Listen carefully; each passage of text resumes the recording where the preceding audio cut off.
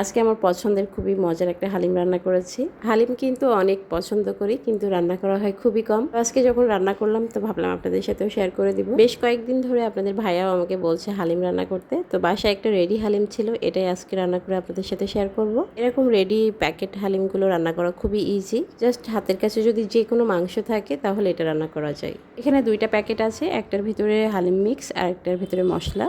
এখন যেটা করতে হবে, হালিম মিক্সটা বের করে 1-2 ঘন্টার জন্য কুসুম গরম পানিতে ভিজিয়ে রাখতে হবে। 2 ঘন্টা এটা রেস্টে রাখলে খুব ভালোভাবে ভিজে যাবে, আর তারপরে এটা রান্না করতে যাবে। আমার কাছে তো প্যাকেট হালিমটা রান্না করাই সহজ মনে হয়, তবে আপনারা যারা রেগুলার হালিম রান্না করেন তারা কিন্তু বাসায় বানিয়ে নিতে পারেন। ইউটিউবে আপনারা কিন্তু যে কোনো একটা হালিম মিক্সের টিউটোরিয়াল দেখে একটু বেশি করে বানিয়ে রাখবেন, তাহলে বাসায় এটা আপনারা ইজিলি রান্না করতে পারবেন যখন খেতে মন চায়। তো পেঁয়াজটা একটু হালকা ভাজা ভাজা হয়ে গেলে এখন দিয়ে দিচ্ছি সামান্য পরিমাণ জিরা, ধনিয়া, শুকনো মরিচের গুঁড়া আর হলুদ। যদিও হালিম মিক্সের ভিতরে সব মশলাই দেওয়া থাকে, তারপরে একটু বাড়তি মশলা আমি এখানে অ্যাড করে দিলাম। আমি এখানে বিফ নিয়েছি, এখন মাংসটা একটু ভালো করে কষিয়ে নিয়ে সিদ্ধ করে নিব। সিদ্ধ করার জন্য পরিমাণ মতো পানি দিয়ে দিলাম।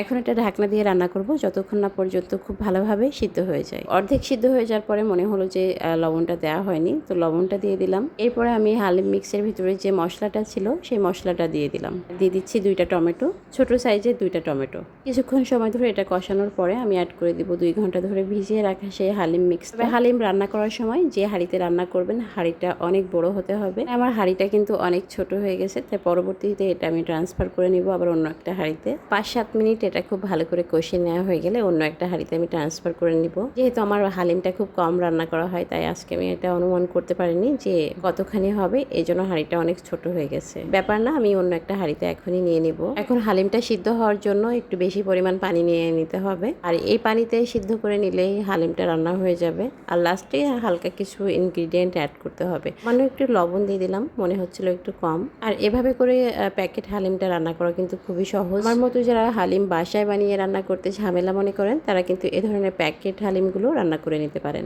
তো হালিমটা খুব ভালো করে সিদ্ধ হয়ে গেছে, এখন উপর দিয়ে একটু পেঁয়াজ বেরেস্তা দিয়ে দিলাম। ঘনত্বটা এরকম থাকলেই হয়, বা এর থেকে আর একটু সামান্য ঘন করলেও হবে। নামানোর আগে অবশ্যই পেঁয়াজ বেরেস্তা, তারপরে একটু ধনিয়া পাতা কুচি দিয়ে দিবেন। আর খাওয়ার সময় আমি এটার সাথে পেঁয়াজ, লেবুর রস অ্যাড করে নিয়েছিলাম। খেতে অসম্ভব মজা হয়। তো যারা বাসায় রান্না করতে চাচ্ছেন, বা যারা এখনো পর্যন্ত রেডি হালিমটা রান্না করা হয়নি, এভাবে কিন্তু রান্না করে নিতে পারেন খুবই সিম্পল ভাবে।